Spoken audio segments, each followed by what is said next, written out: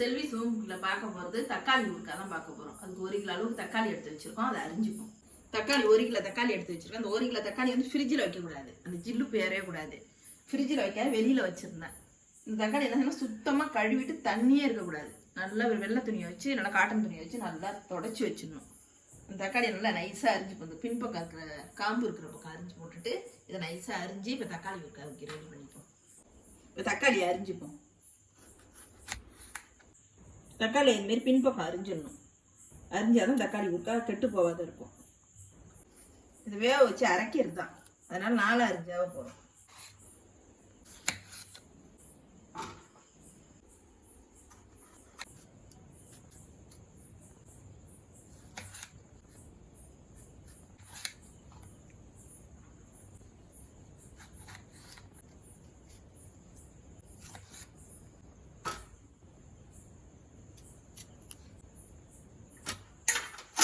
எல்லா தக்காளியும் அரிஞ்சாச்சு. அந்த கருப்பா இருக்கிற பக்கம் வந்து எடுத்துடணும். எடுத்துட்டு 4 அரிஞ்சு வச்சிருக்கேன். அதை இப்போ வேக வச்சுப்போம். இப்போ வேக வச்சா இந்த பாத்திரத்தில் போட்டுப்போம். 1 கிலோ தக்காளிக்கு 100 கிராம் புளி வச்சிருக்கேன். அதையும் அது கூட போட்டு வேக வச்சுக்கணும். தண்ணிலாம் ஊற்றக்கூடாது, தக்காளி சாறுலேயே தான் வேகணும். இந்த புளியும் இதில் போட்டு வேக வச்சுக்கணும். நல்லா வெந்தோடனே அரைக்கணும். அடுப்பத்தை வச்சாச்சு. இப்போ மூடியை போட்டு மூடிப்போம், அப்படியே வேகட்டும். ஊறுகாய்க்கு 1 ஸ்பூன் வெந்தயம் எடுத்து வச்சுருக்கேன். 1 ஸ்பூன் கடுகு, ரெண்டுத்தையும் ஒன்றா போட்டு வறுத்துக்கணும். இப்போ மழை பொறிஞ்சு வர அளவுக்கு வறுத்துட்டு பொடியாக நுணுக்கிக்கணும். ரெண்டு சேர்த்து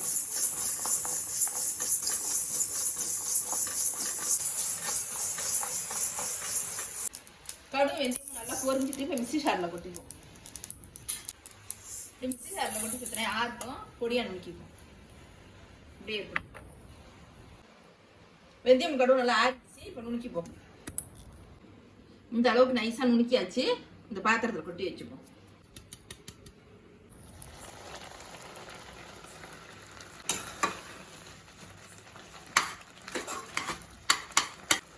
தக்காளி புளி இந்த அளவுக்கு வந்துடுச்சு. இதை இறக்கி வச்சு ஆற வச்சு மிக்சியில் போட்டு அரைக்கணும்.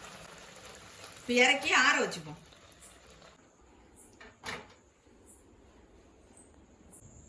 ஆறிடுச்சு. இப்போ மிக்சியில் போட்டு அரைச்சிப்போம்.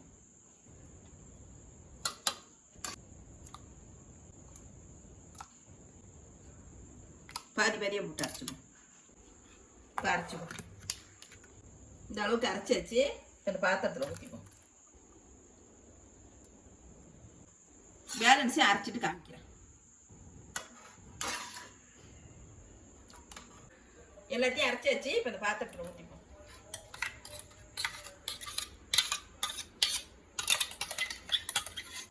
தக்காளி பேஸ்ட் ரெடி ஆயிடுச்சு. இப்போ தாளிச்சுப்போம். சட்டி காஞ்சிட்டு ஒரு 50 கிராம் அளவுக்கு நல்லெண்ணெய் ஊற்றிப்போம். ஒரு 50 கிராம் அளவுக்கு ஊற்றிருக்கேன். எண்ணெய் காஞ்சிட்டு 1 ஸ்பூன் கடுகு எடுத்து வச்சிருக்கேன், போட்டுப்போம். இப்போ கடுகு பொழிச்சிடுச்சு. 50 கிராம் அளவுக்கு பூண்டு ஊற்றி வச்சிருக்கேன். அந்த பூண்டு கொஞ்சம் கருவேப்பிலையும் போட்டுப்போம். இப்போ போட்டுப்போம். பூண்டு வந்து நம்ம செவற அளவுக்கு வதக்கிடுவோம். செவந்து வரும் பூண்டு. பூண்டு வந்து கலர் மாறாத தக்காளி பேஸ்ட்டை ஊற்றினோம்னா ஊறுகாய் கெட்டு போயிடும். பூண்டு வந்து கலர் மாதிரி வரும்.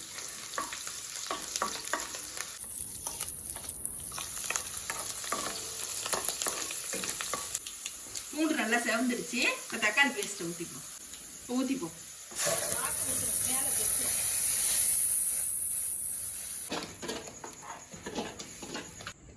ஊற்றும் போது கொஞ்சம் தீயை கம்மி பண்ணி வச்சு பொறுமையாக ஊற்றணும். அப்படியே தெருக்கு மேலே.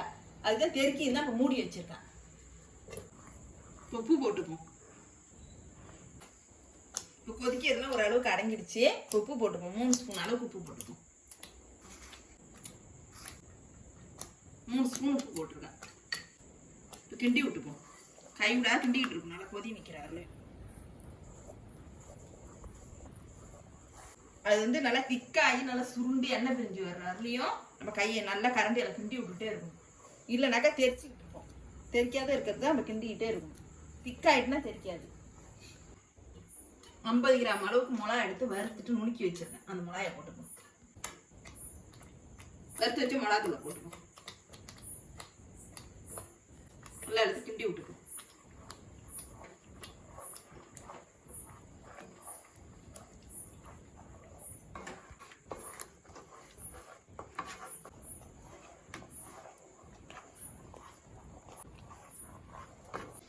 கடுகு 1 ஸ்பூன், வெந்தயம் 1 ஸ்பூன் வறுத்து நுணுக்கி வச்சிருக்கேன், அதை போட்டுப்போம். அந்த பொடியை கொஞ்சம் போய் பெருங்காயத்தூள் போட்டுக்கோ. எல்லாத்தையும் நல்லா கிளறி விட்டுக்கோ.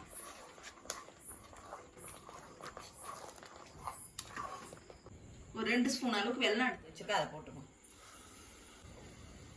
இது கொதிச்சு இதெல்லாம் இப்போ திக்காயி கொதிக்க நின்றுருக்கு. இன்னும் கொஞ்சம் நேரம் கிண்டி விட்டா போதும். இன்னும் கொஞ்சம் திக்காச்சுன்னா இறக்கி வச்சிடலாம். ஊறுகாய் நல்லா திக்காயி நல்லா ரெடி ஆயிடுச்சு. இப்போ இறக்கி வச்சுப்போம்.